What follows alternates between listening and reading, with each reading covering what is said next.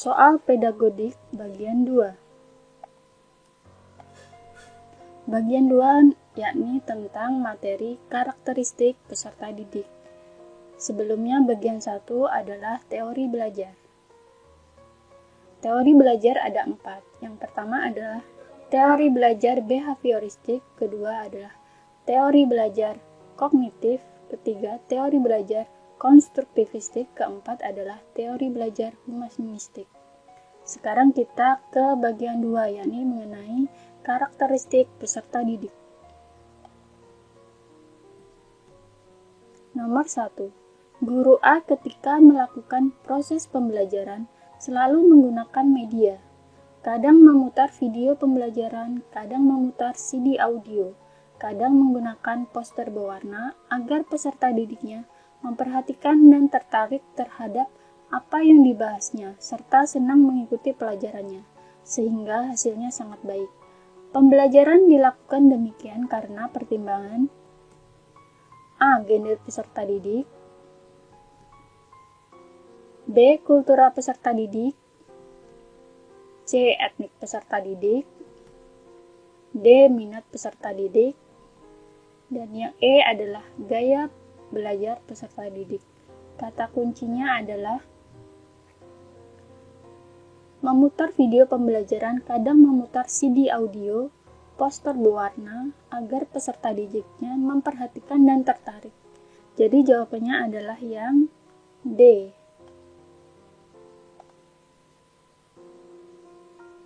Minat peserta didik. Nomor 2. Pada saat pembelajaran berlangsung, guru mengingatkan peserta didik yang kurang bersemangat dan kurang aktif dalam belajar. Tindakan guru tersebut berarti memperhatikan aspek A. Sosial, B. Kultural, C. Etnik, D. Status sosial, E. Motivasi. Kata kuncinya adalah peserta didik yang kurang bersemangat dan kurang aktif. Maka guru memperhatikan aspek E. Motivasi. Soal berikutnya. Pada suatu proses pembelajaran di taman kanak-kanak, peserta didik akan dikembangkan aspek motorik kasarnya. Maka pendidik dapat menugaskan peserta didiknya untuk melakukan kegiatan A. Meronceng membuat kalung, B. Menendang bola, C. Memasang puzzle, D. Menjiplak huruf, E. Mewarnai pola. Kata kuncinya adalah aspek motorik kasarnya.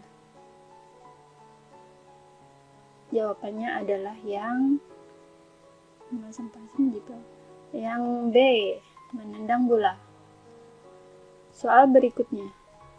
Perkembangan moral peserta didik atau anak menurut Kohlberg terdiri dari beberapa tahap-tahap naively egoistic orientation, yakni tahap di mana anak menilai baik buruk berdasarkan A. Persetujuan orang lain, B. Akibat perbuatan, C. Kontrak atau imbal jasa, D. Ketertiban sosial, E. Hati nurani. Nah, ini soal yang keluar di tryout pertama. Nah, mungkin bagi teman-teman yang sudah mengikuti tryout, jika menjawab yang C, ini disalahkan pada saat tryout. Jawaban yang benar menurut tryout adalah yang persetujuan orang lain. Sedangkan di materi, di modulnya sendiri, teori Kohlberg ini, jawaban yang betul adalah yang C. Mungkin ada kesalahan sistem ya waktu tryout, kesalahan kunci jawaban. Bagi teman-teman bisa membuka modulnya lagi bahwa menurut Kohlberg, tahap naively egoistic orientation itu adalah tahap di mana anak menilai baik buruk berdasarkan kontrak atau imbal jasa. Kita masuk ke soal berikutnya. Pak Anton ketika akan melakukan kegiatan pembelajaran dengan topik tata surya, melakukan pretest terlebih dahulu dengan maksud ingin mengetahui pengetahuan dan keterampilan yang telah dimiliki peserta didiknya sebagai patokan untuk memulai pembahasan topik tersebut. Hal ini berarti Pak Anton memperhatikan karakteristik peserta didik dalam hal A. Motivasi belajarnya, B. Kemampuan awalnya, C. Perkembangan emosinya, D. Perkembangan sosialnya, E. Perkembangan motoriknya. Kata kuncinya adalah ingin mengetahui pengetahuan dan keterampilan yang telah dimiliki peserta didiknya. Ini sudah dijelaskan pada video modul kedua, yakni mengenai karakteristik peserta didik. Bapak Ibu jika ingin mengaksesnya, link sudah saya cantumkan di kolom deskripsi.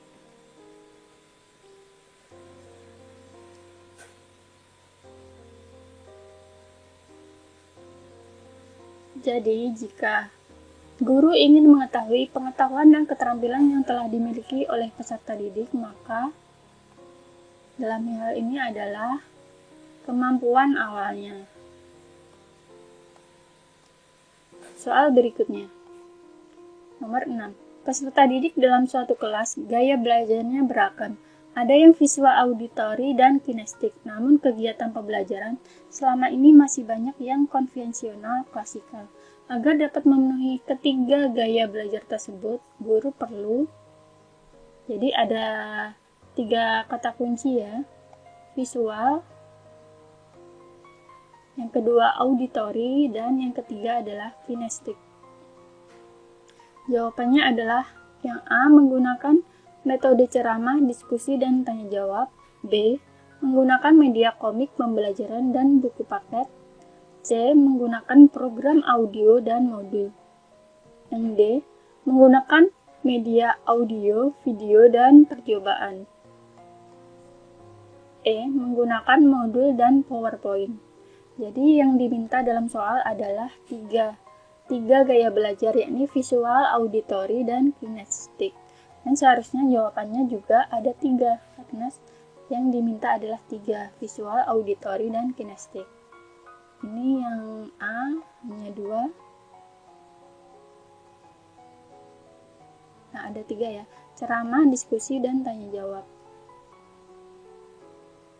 Kemudian yang kedua ini hanya 2 ya. Komik, pembelajaran, dan buku paket. Tentu saja salah. Yang C juga hanya 2. Audio dan modul saja. Yang D kita simpan dulu karena 3 ya, audio, video, dan percobaan. Yang E, modul, dan hanya 2. Jadi jawabannya antara A atau D. Nah, kita sesuaikan saja. Visual ini berarti bisa menggunakan video. Auditori menggunakan audio, dan kinestik percobaan. Jadi jawaban yang betul adalah yang D. Menggunakan media audio, video, dan percobaan. Soal berikutnya. Pak Adit seorang guru SMP ketika melakukan proses pembelajaran menghadapi peserta didik yang berasal dari berbagai latar belakang kondisi keluarga. Ada keluarga yang mampu, ada yang miskin.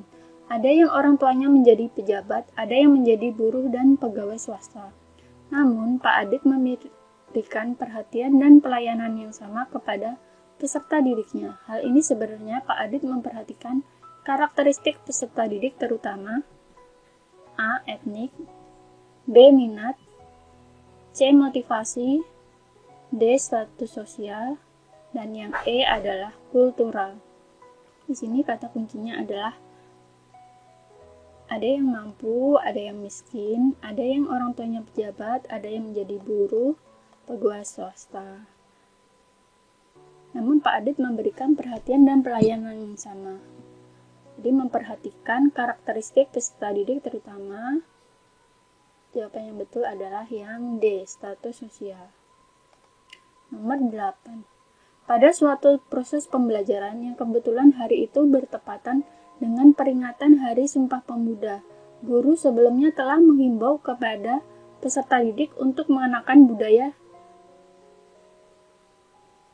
daerah masing-masing. Tindakan guru tersebut memperhatikan karakteristik peserta didik, terutama aspek A. Motivasi, B. Minat, C. Status sosial, D. Etnik, E. Moral.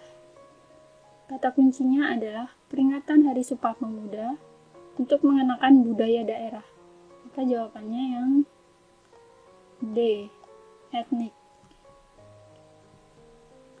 Perkembangan kognitif peserta didik sekolah dasar berada pada tahap operasional konkret, sehingga mereka merasa kurang memahami materi pelajaran yang disampaikan secara verbal saja. Proses pembelajaran tersebut akan efektif jika disertai dengan menggunakan ini tahap operasional konkret ini sesuai dengan yang dikemukakan oleh tokoh penganut teori belajar kognitif, yaitu Piaget. Nama orangnya, nama tokohnya ini adalah Piaget. Jawabannya adalah yang A. Media cetak, B. Media grafis, C. Media gambar, D. Media benda nyata, dan yang E adalah media poster. Kata kuncinya adalah tahap operasional konkret. Maka adalah yang D. Media benda nyata. Nomor 10. Pak Aris merupakan guru kelas 5 SD. Ketika memberikan pembelajaran menyanyi atau musik, memilih lagu-lagu dari asal daerah peserta didiknya. Tindakan guru tersebut karena memperhatikan karakteristik peserta didik, terutama A. Minat, B. Gender, C. Status sosial, D. Kultural, dan yang E adalah ekonomi. Kata kuncinya adalah asal daerah peserta didik. Jadi jawabannya adalah yang D. Kultural. Oke, baiklah teman-teman. Kita sudah mempelajari soal-soal tentang pedagodik, khususnya materi yang kedua, yakni mengenai karakteristik peserta didik. Untuk mempelajari modulnya sudah ada di video sebelumnya. Nah, teman-teman jangan lupa subscribe ya, agar tidak ketinggalan informasi dan saya jadi bersemangat untuk membuat video pembahasan soal-soal berikutnya. Terima kasih. Wassalamualaikum warahmatullahi wabarakatuh.